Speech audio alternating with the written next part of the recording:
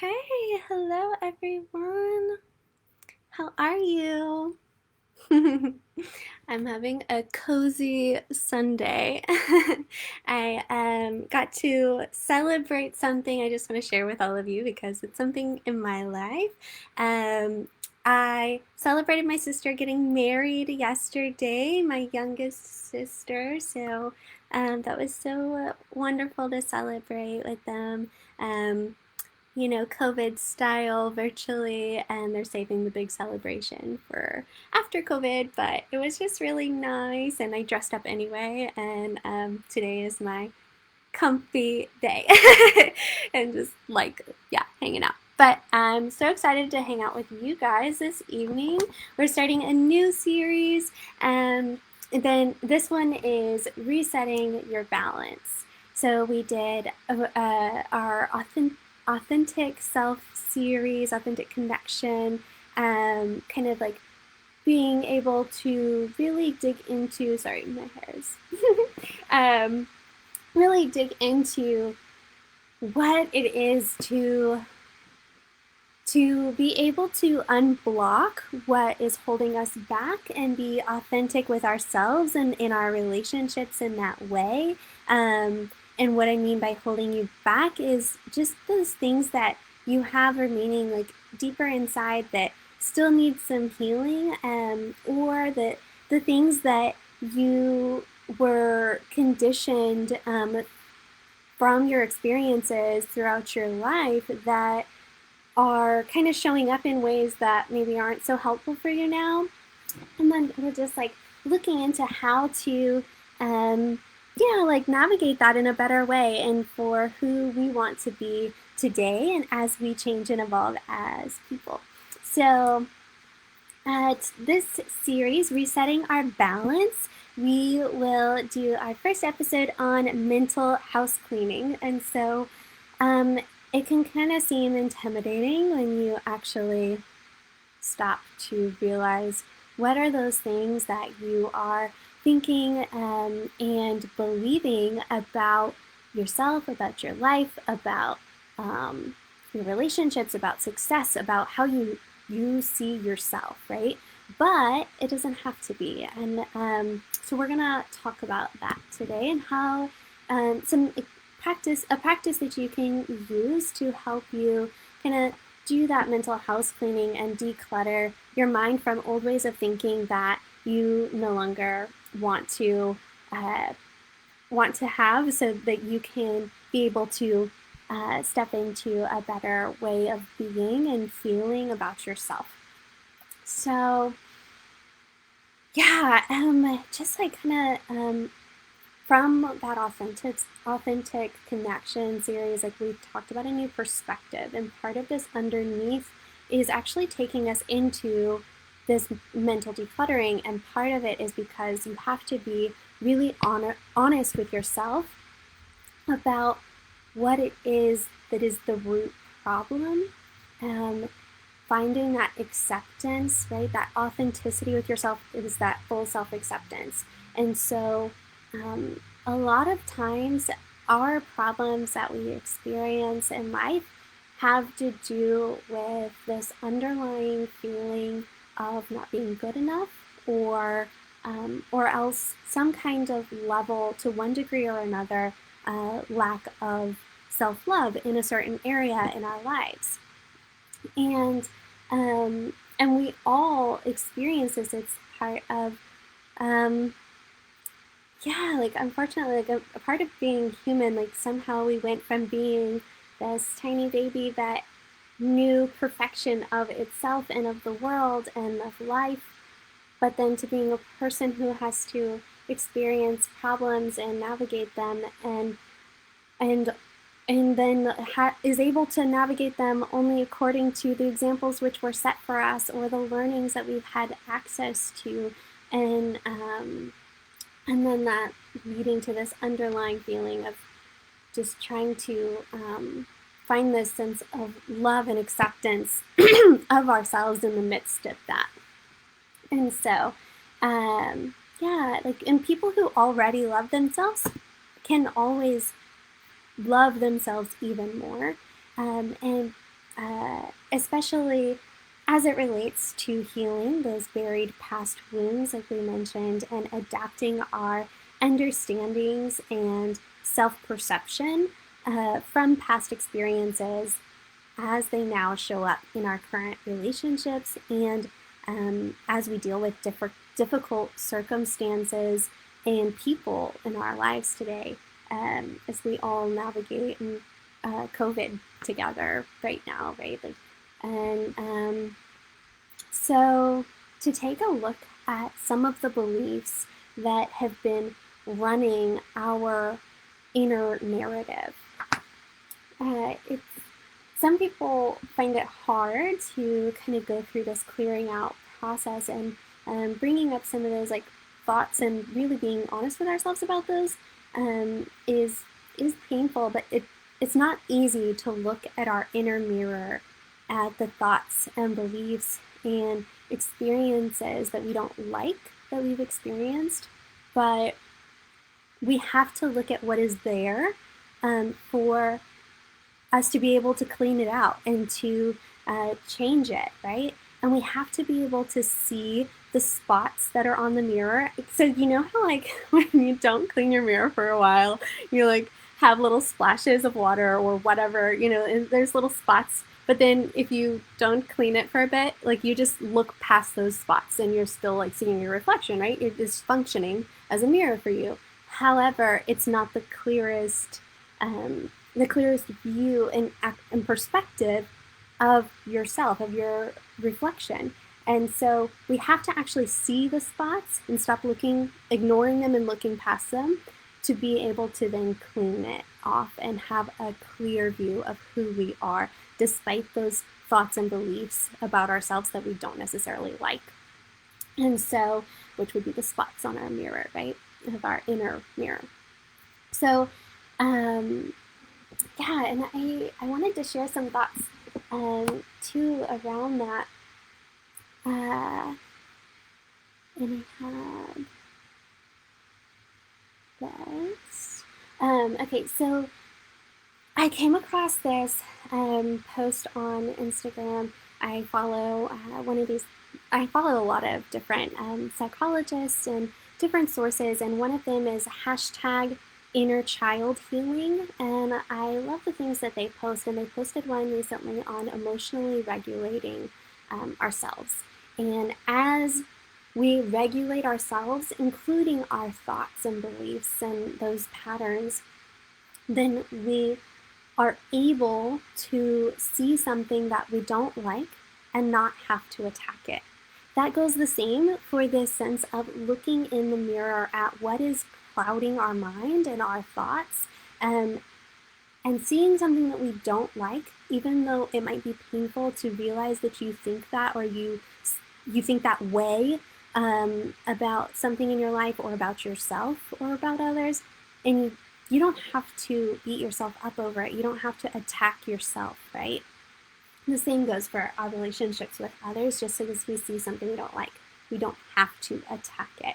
And then that goes into the next one, that we can respect different viewpoints without it feeling like we are invalidating what is right and true for us, because we realize that just because they believe differently or that they have a different point of view doesn't make what our point of view is invalid.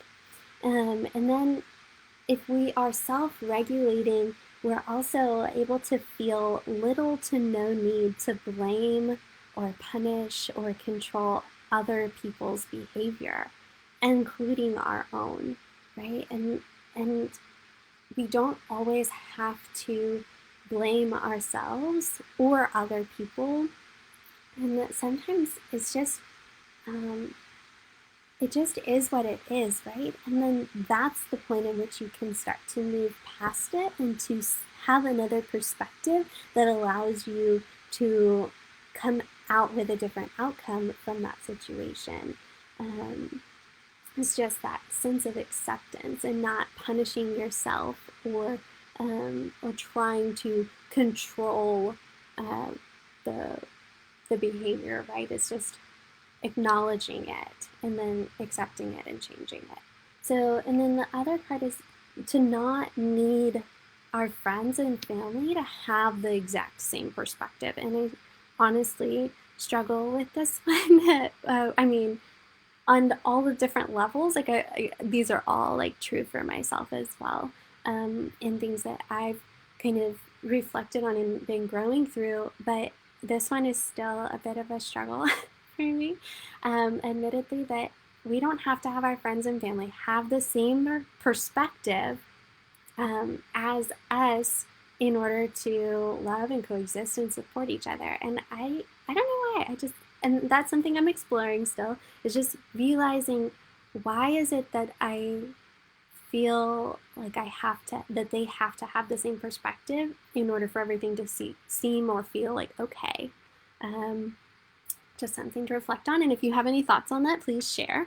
But yeah, and then the last thing, that if you are regulating yourself, that you can communicate feelings without name calling or belittling or demeaning or undermining, shaming, judging, or criticizing. And that goes for others or yourself. And I want you to take a minute and really think about, are you belittling and undermining and shaming, demeaning yourself in the way that you, like, in your self-talk? Are you judging yourself and criticizing yourself for situations that you can't change, and most of the time probably you didn't even have like control over anyway? It wasn't in your control. You couldn't have done something about it, and you were really just doing the best that you could. Or are you letting those inner pains even affect you, so that you are lashing out and putting that where you are actually reacting in a way that you are maybe name calling or belittling or demeaning other people? And sometimes we have this like really deep inner hurt when we get into a situation in which we are triggered and we are upset and we are reacting, not responding.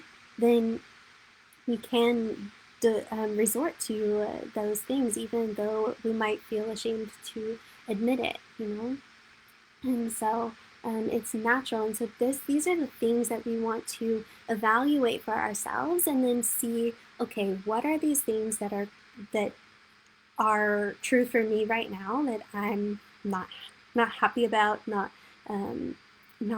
proud to admit, but these are things that I want to change, right? About the way that I am thinking about situations, the way I'm reacting or responding.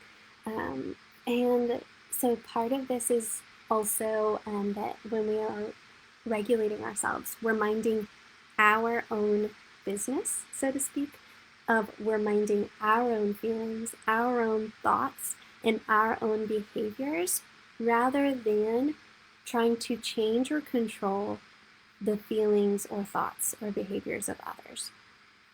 And then making boundaries around where issues arrive for those things.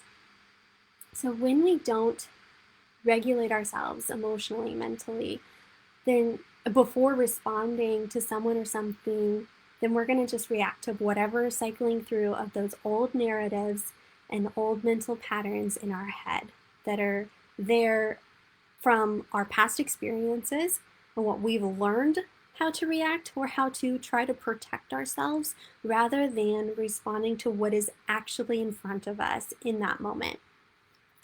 And these narratives can come from the stories stored in our mind from our childhood, what we were taught or told or conditioned to think or believe or do, from what we experienced while our minds were still developing and learning about the world, right? And that's just, like part of growing up, and we have these experiences, and those affect the way that we respond to situations even as we get older, right? Because we've learned to respond in that way. And so it's a matter of looking at that and seeing, okay, what are those things that are good and that I like, and what are the things that are not protecting me anymore, but maybe at that point that was all I could do to protect myself, but now I'm able to respond in a different way. And then otherwise, yeah, those narratives come from our life experiences, our beliefs we develop, our fears, traumas.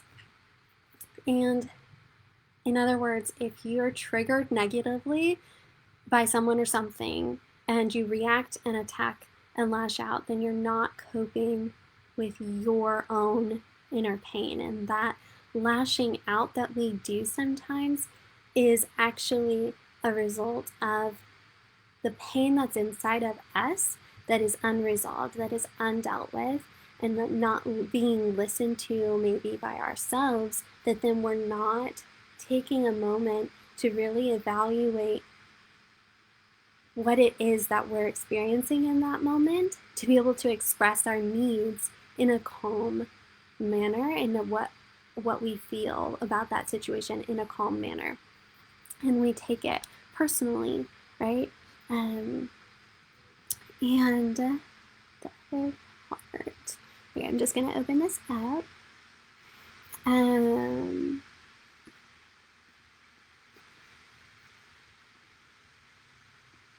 we go.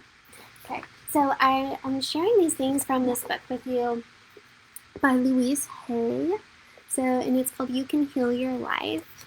So that's what we're going through. We touched on it in another series, but now we're going into this part about making the changes. And so that's where I'm pulling this information from as well, like just in my learnings from her book, and kind of combined with some other learnings of mine personally. And yeah, so okay, so just continuing from that, like, why is this not moving? Sorry. Okay. Yeah, so basically going back to that, cleaning out our mental house, our mental inner mirror.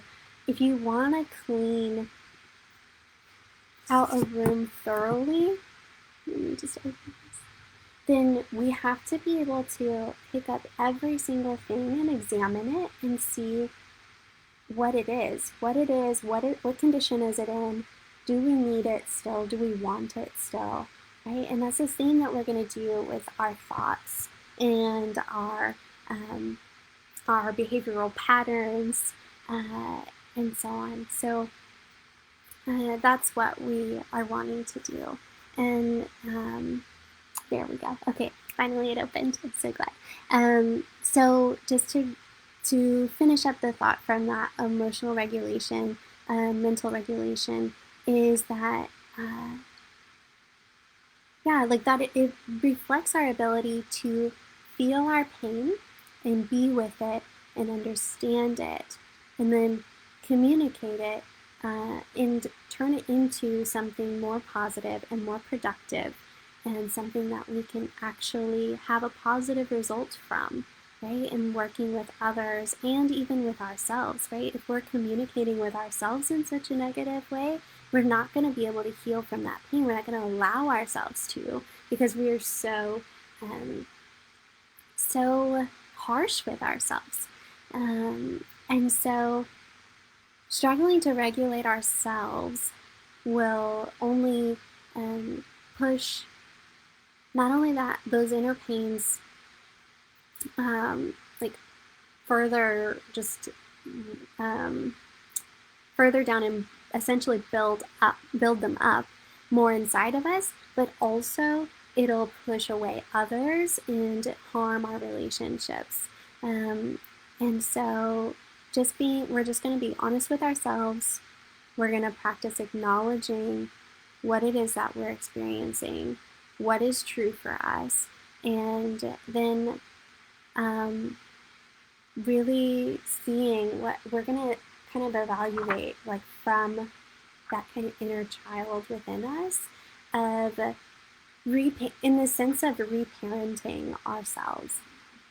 So yeah, so in the process of picking up everything in our inner house, our inner home of ourselves, and examining it to see what it is that we want to keep, some of the things we'll look at with love, and maybe dust them off and polish them to give them this new sense of beauty, finding those inner parts of ourselves that maybe we've lost touch with. And some things we'll see with this need of refinishing or repairing it, and sprucing it up a bit. Uh, and we can make a note of that, right? And then some things that are old things that we do not want anymore, and it's not helping us anymore, no longer acting to protect or help us. It's time to let those things go. And in the same way that we're cleaning out our mental house, there is no need to, and like in the same way that you would clean your actual physical house, like cleaning the mirror or cleaning out the closet, whatever, that there's no need to get angry just because some of the beliefs in it are ready to be tossed out. We can let them go just as easily as we would scrape bits of leftover food into the trash, or if you're peeling a fruit, that you would like just peel off the bruised part, right? Or you try to salvage something that's moldy and you just cut off the mold. But it's still salvageable, and you just get rid of it, and that's okay, right? It's the same thing. And so when we wouldn't like dig into yesterday's garbage for tonight's meal, and so just the same as we wouldn't dig into old mental garbage to create tomorrow's experiences.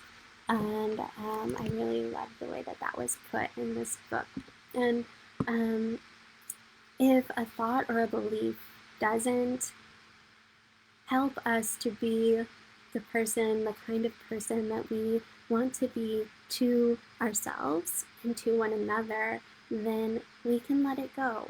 And it's okay. At some point, we took that on, and we can acknowledge where we took that on, when we took that on, why.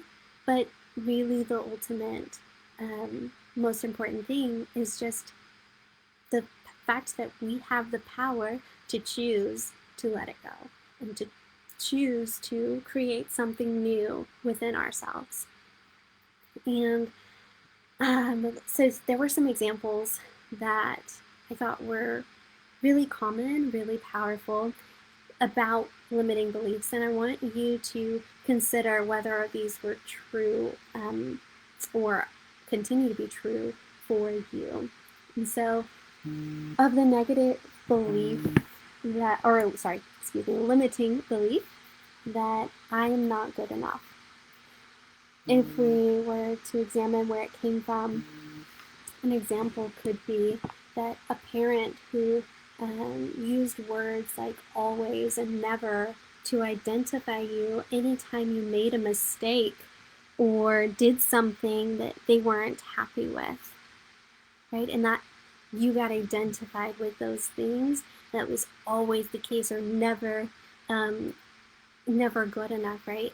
And so you took on and adopted that limiting belief, whether you acknowledged it consciously or not, that you were not good enough. Or what about this one? The limiting belief of not being lovable or lacking self-love, right? That maybe where it came from, you can see if this is also true with you, that maybe you're trying to win a parent's approval, and that you couldn't seem to agree on anything, and were always arguing, and you only wanted their approval, but instead all you got was criticism. And your body was or is so full of pains, even physically. And your parents had exactly the same kind of pains. But you didn't realize that your anger was creating those pains, just as your parents' anger was creating the pain for them. Or maybe the negative belief, again, of I'm not good enough, but from a perspective that it came from being abandoned or ignored, and that created this limiting belief that you weren't good enough. For example, maybe came from stories in your childhood of friends or other kids at school, like really kind of shutting you out of their friends group, or maybe you received a nasty letter from the kids at school saying that they didn't know why you were following them around and they didn't want to have you try to be their friend anymore. And you've been friends with them for years. And or maybe it was your family. Uh, maybe you felt ignored. Maybe they were passive aggressive, or you know, and so any of these experiences, really try to think deep. Where where did you experience this abandonment or being ignored or lack of approval from someone like your parent or someone who was so close to you that you felt like you were supposed to be loved by, accepted by fully, but there was something that always fell short of that. And so just looking at what limiting beliefs do you have and where did they come from? Can you identify those? And I encourage you to just take out a piece of paper or write on your computer or in your journal, wherever. Just jot down notes of that and just be freely honest with yourself. It's just for you. Just examine, see what's there, right? Take out each thought and negative belief and examine it for what it is, and maybe investigate where it came from so you can understand it, understand yourself. So there's an exercise with these negative messages that we might be holding or have accumulated. That the exercise is to, like I said, get a piece of paper, write down or list all of the things that your parents said were wrong with you, whether intentionally or unintentionally, directly or indirectly, that you were made to feel like they were saying was wrong with you. And what were the negative messages that you heard? You can do this, whether you're a parent yourself or whatever, just really think through what were all the things that your parents said or made you to feel that were wrong with you?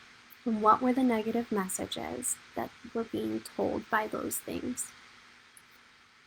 Give yourself enough time to remember as many as you can. A half hour usually works well. Maybe investigate, what did they say about money, about your body, about love, relationships, your relationships? What did they say about your creative talents? What did they say? Or what were the limiting or negative things that they said to you in different areas of your life? And if you can, just look objectively at those things and say to yourself, so that's where that belief came from. And it's not necessarily that your parents are to blame and they made you feel awful. No, that's not it. And it's just to acknowledge what was told to you, and it's not their fault. Like, we're all only able to treat ourselves and treat each other the way that we have been shown to. I want you to keep that in mind, because our parents are human as well, and they were treated a certain way and made to believe certain things themselves, and they're just doing the best that they can in their own healing process, or maybe they're not able to. Maybe they have a lot of wounds, and unfortunately, like, that's what ended up being translated to you. So you can also look at other negative messages you heard as a child from relatives or teachers or friends or authority figures or anywhere from any place or circumstance in your life. Write them all down, take your time, be aware of what feelings are going on in your body. Like if a thought comes to you and it makes you cringe or your stomach knot up, pay attention to that. Because those are those things that make you feel sick almost, those or want to cry or whatever it is, like those are the things that are needing to be cleared out and let go of the things that are maybe um, impacting you and your responses and your triggers subconsciously that you're not realizing. And that all it needs is a little bit of your attention and awareness to be able to acknowledge that, oh, I was made to feel that way and that hurt and it was wrong. It wasn't right for me to have to be made to feel that way, right? And just being compassionate for yourself.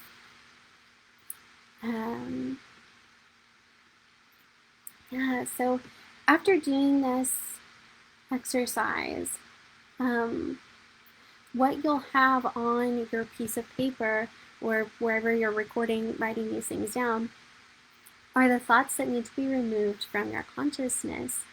These are the beliefs that are making you feel like you're not good enough, or that you are not worthy or lovable, right? That are making you feel like you can't love yourself, right? Unconditionally and compassionately. So I want you to just see yourself in another way with me for a second. Seeing yourself as a child, okay? So if we were to take a 3-year-old child and put him or her in the middle of the room, and you and I were to start yelling at the child, telling him or her how stupid he or she is, how he or she could never do anything right, how he or she should do this or shouldn't do that, and and look at the mess that he or she made, and maybe hit him or her a couple of times. And we would end up with a frightened little child who sits docilely in the corner, with tears in their eyes, or a child who tears up the place out of anger for how they're being treated. And the child will go on one of these two ways, but we'll never know the potential of that child for treating them that way. And if we take the same little child and tell them how much we love him or her, how much we care, that we love the way he or she looks, and how bright and clever he or she is, and how we love the way that he or she does things, and that it's okay for him or her to make mistakes, and that he or she learns, that we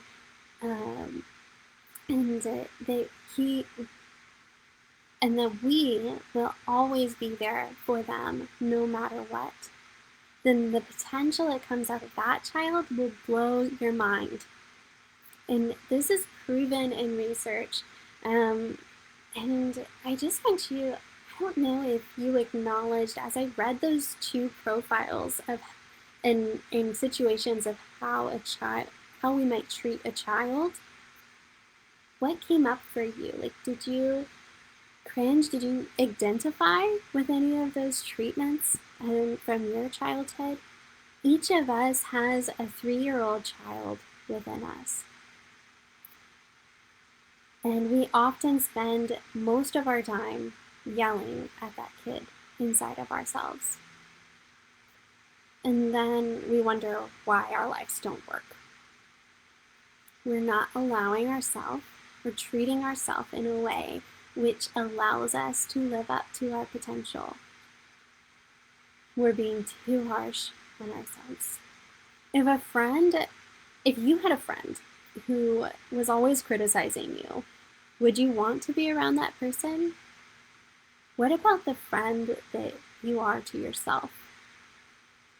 Perhaps you were treated this way as a child, and it's sad. It's so sad, and that needs to be acknowledged. However, it was a long time ago, and if you were choosing to treat yourself in the same way, then it's even sadder, right? Right now, here in front of us, um, we have the inner child inside of us, right? And if you do that exercise of writing down all of the negative messages that you were given in your life by whoever may have given it to you, then in front of you, you will have a list of the negative messages that you heard as a child that were yelled mentally at you as a child, and that maybe you still yell at yourself. How does this list of negative messages correspond with what you believe to be wrong with you, right? When you're self-talking and criticizing yourself. And like what is that thing that you feel like is wrong with you in that moment? Are they almost the same? How do they compare with those negative messages that you received as a child from other people? So we're all good people, we're good children, but and we like accept what as a child we accepted what other adults or other people told us as truth, or even subconsciously, even if we didn't consciously want to accept it, we sometimes still underlyingly had this issue with it in our subconscious, believing in some degree or another that it was true. And it would be very easy to blame those people and be victims for the rest of our lives. But a wise woman once said that sometimes we're victimized, but a victim is not who we are, but what was done to us. And we have the only power to be our true self and not accept victimization to define us. Right? Like, I can say that when this woman that said this, and had this perspective, said that, I realized that I could say that I was in an abusive relationship and am divorced because of it. And I could say that I am a survivor. The only thing I am is a survivor of abuse. But I don't have to be defined by that. I am not that, right? I'm not a victim. I was victimized, but that's not who I am. And I'm able to do so much more with my life and believe so much more about myself, despite what I've been made to believe. And so I just wanted to challenge you to think about how maybe sometimes those things that we were made to believe as a child make us feel victim to that belief. And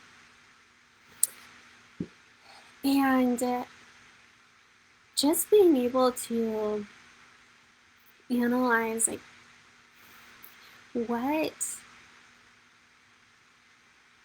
do you feel like when you start to compare maybe yourself with others, which it's not a good thing to do. We know it's not a good thing to do, to compare ourselves with others, but we sometimes naturally do that. And then we start to think of ourselves as inadequate, or we don't measure up with others when we compare ourselves to them.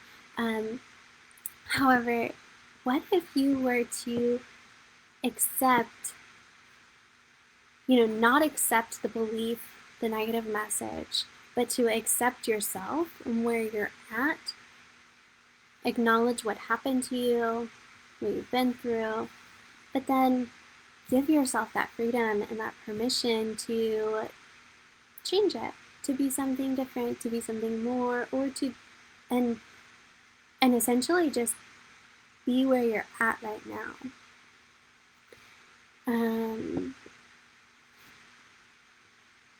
So when people are unhappy, they tend to say things that maybe they project onto other people, what they feel or fear for themselves. And we have to listen for those things within ourselves, within our own self-talk, and also from others when they're speaking to us, even in our day-to-day, in our daily conversations and so on, and even in the nonverbal communication, right, that people have with us that make us feel these negative messages sometimes, from their tone of voice to their body language to, the look in their eye or lack thereof, right? After like avoiding, like not even looking at us, ignoring us, right?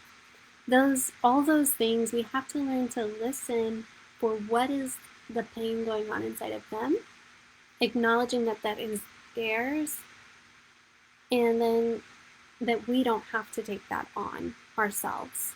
We are not responsible for other people's feelings and thoughts and behaviors. And that can sometimes be such a fine line, right? That people tend to blame one another or blame themselves for the reactions or thoughts or behaviors of others. And you need to make sure that you have clear boundaries around that for yourself.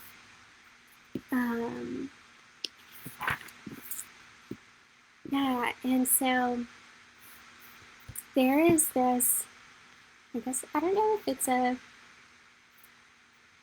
poem or an affirmation or whatever you might want to call it, but I wanted to take an opportunity to share it with you. It's also, it's gotten within this book. And it says, "In the infinity of life where I am, all is perfect, whole, and complete." And I want you to really, as I read this to you, take this in for yourself, okay? And then see how this feels to say this to yourself. In the infinity of life where I am right now, all is perfect, whole, and complete.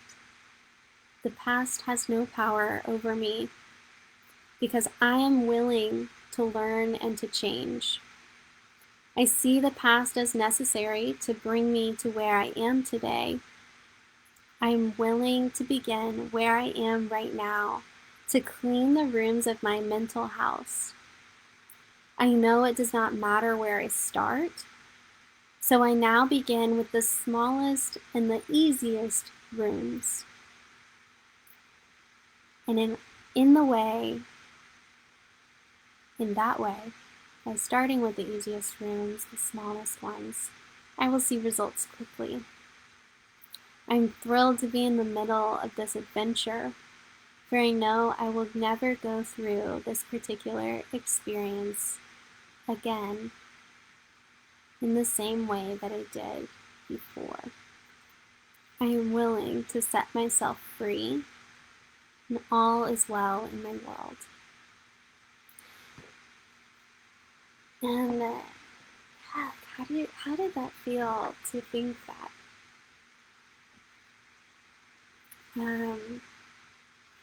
I think sometimes for myself, I find myself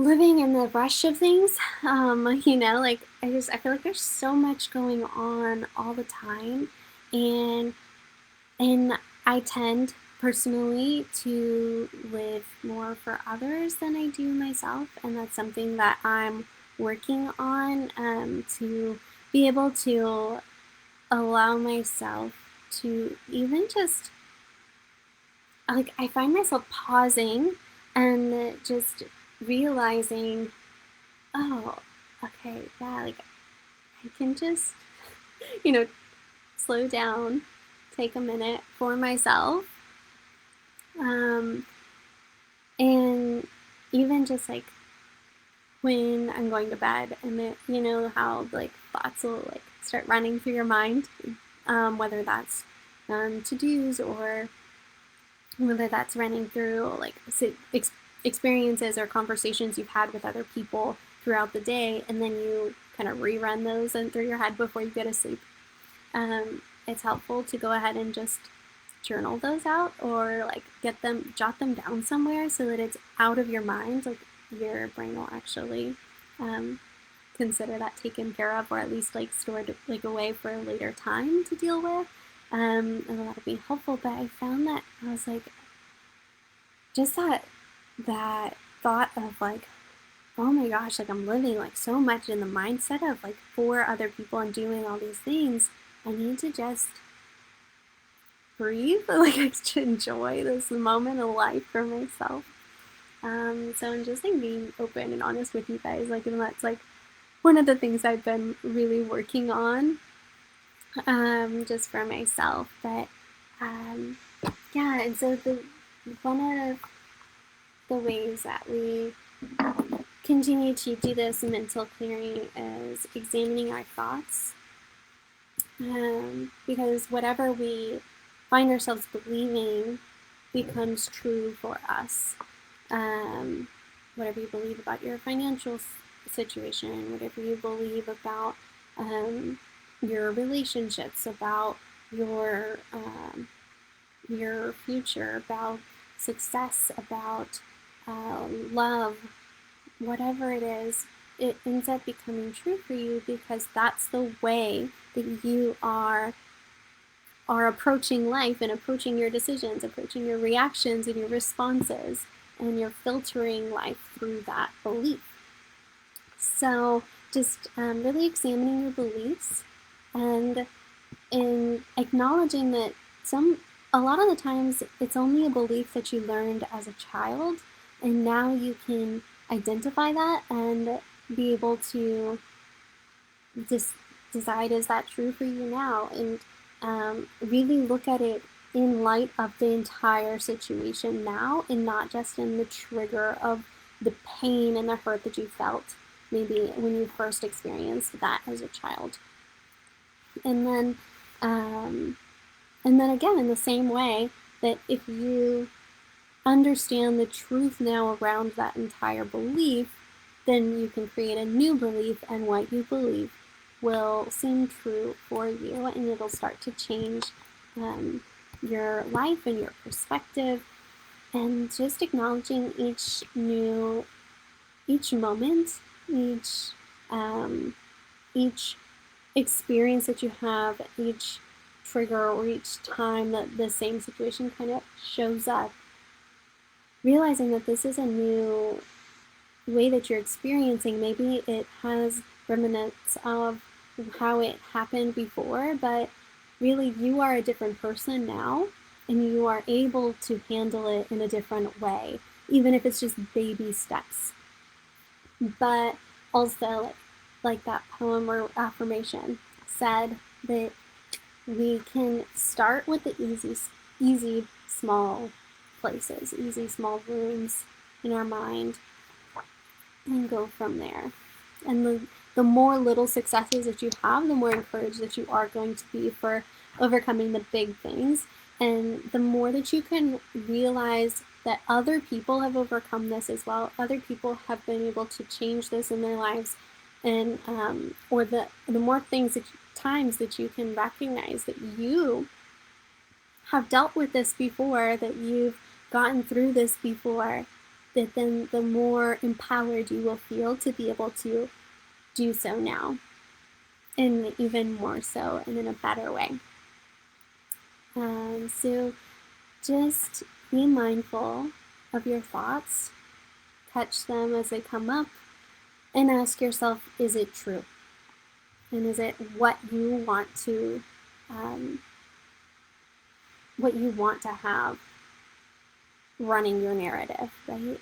What you want to have influencing your life and the way that you respond to things? Or what is the perspective that is most helpful for you to have? And can you communicate your hurt or your struggles in a calm manner? And yeah, so I think I'll close again with another part of this affirmations quote. It says, and I just want you to invite you to close your eyes if you feel good and comfortable, just to like take this in, soak it in. In the infinity of life where I am, all is perfect and whole and complete. I no longer choose to believe in old limitations and lack. I now choose to begin to see myself as the rest of the world, as everyone around me sees me. Well, maybe more like as the world the world intended, like sees me as whole and complete and perfect. And the truth of my being, of my human being, is that I was created as myself, whole, complete, and perfect. I will always be the same person that I was born as, which is whole and complete and perfect. And I now choose to live my life from this understanding. I am in the right place at the right time, doing the right thing, the best, which is the best that I can do. All is well in my world. And so just letting that sink in, that the person who you are is not what the experiences or the beliefs or the thoughts. It's your person, your human being. And then those other things are just spots on your mirror, right? That you just need to work away and work on cleaning them out. And then you'll have a more clearer and reflection of who you truly are, and you'll start to see the inner beauty of who you are as well, even throughout all of these struggles and maybe negative messages that have been thrown your way, and clouding up your inner mirror of how you see yourself to be. So I just wanted to start by having that kind of reflection on doing this mental house cleaning, especially going into the end of the year. But regardless, like just at any point in our lives as we grow as people, it's so good to really just really take a look at who we are seeing ourselves as, and the things that are maybe clouding our perspectives. And so as we approach the rest of this series, we're going to be talking about next Sunday, we'll talk about the choice or the decision to change, deciding on what changes to make and how to sort through those things and decide. And then the following week, we'll talk about resistance to change, kind of deconstructing that inner resistance that we tend to experience towards changing those negative narratives. And then the last week, which will be the Sunday right after Christmas, we will be talking about secrets and practices for change. And I'll give you guys a lot more practices that you can do to be able to help you in that process as we reset our balance going into 2021, finishing up this crazy year of 2020. And so I look forward to going through the rest of this series with you. Thanks so much for joining me, for allowing me to be able to share what I'm learning and be open and vulnerable and honest with you guys in my journey. And yeah, I hope this helps you in yours. All right, I'll see you guys next time. Bye.